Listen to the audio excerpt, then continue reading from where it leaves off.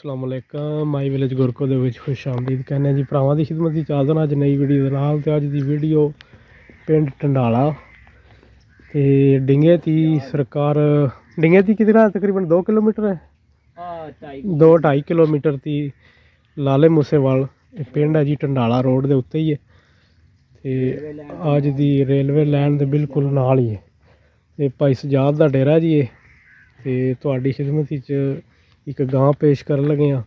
जे किसी भरा दे पसंद आवे तो कोई ख्वाहिशमंद होवे तो गां जी वो फॉर सेल है। राबता नंबर लिख देंगे, सब कुछ लिख देंगे, बाकी जोड़ा वो तुसी राबता कर लेना है। तो गां जी वो तुहाडे सामने है, सरकार देख सकते हो माशाअल्लाह बड़ी तगड़ी गां है, बड़ी प्यारी। खोलो जी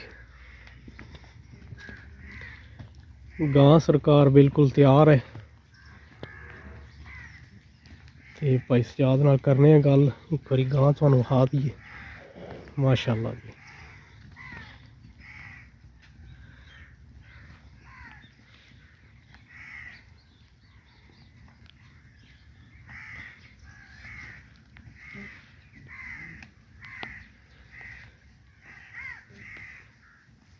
साहीवाल वलैती गां है जी, देखो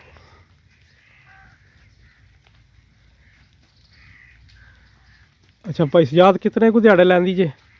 तकरीबन ਇੱਥੇ ਹੀ ਖਲੋਵੋ, ਨਾਲ ਹੀ ਖਲੋਵੋ, ਨਾਲ ਹੀ ਇਸ 4 ਤਰ੍ਹਾਂ। दिन ਕੱਢ ਜੇ ਦੀ 7 ਕੱਢ ਜੇ ਇਹੋ ਕੋਈ ਅੱਛਾ। ਗਾਂ ਤਿਆਰੀ ਚ ਖੈਰ ਨਾਲ ਸਹੀ ਹੈ, ਚੰਗਾ ਗਾਂ ਬਣ ਕੇ ਖੈਰ ਨਹੀਂ ਪਸੂਏ ਦੀ ਸਹੀ ਹੈ।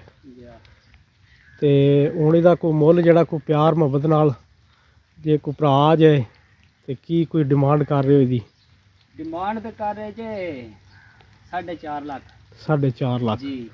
ਤੇ ਫਾਈਨਲ ਕਿਸ ਤੱਕ ਹੋ ਜਾਏਗੀ? ਫਾਈਨਲ 4 ਲੱਖ 4 ਲੱਖ ਤੱਕ ਜੀ ਉਹ ਫਾਈਨਲ ਹੋ ਜਾਏਗੀ। ਜੇ ਕਿਸੇ ਭਰਾ ਦੇ ਪਸੰਦ ਆ ਜੇ ਤੇ ਨੰਬਰ ਜਿਹੜਾ ਉਹ ਸਕਰੀਨ ਤੇ ਆ ਜਾਏਗਾ ਤੇ ਰਾਬਤਾ ਕਰ ਲੈਣਾ ਹੈ।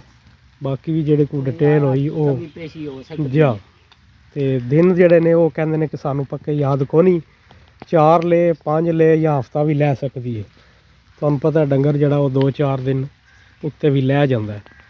ਤੇ ਗਾਂ ਤੁਹਾਡੇ ਸਾਹਮਣੇ ਆ ਜੀ, ਤੁਸੀਂ ਦੇਖ ਸਕਦੇ ਹੋ।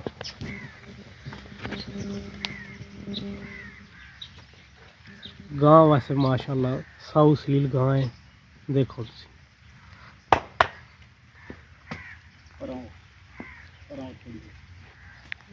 माशाल्लाह।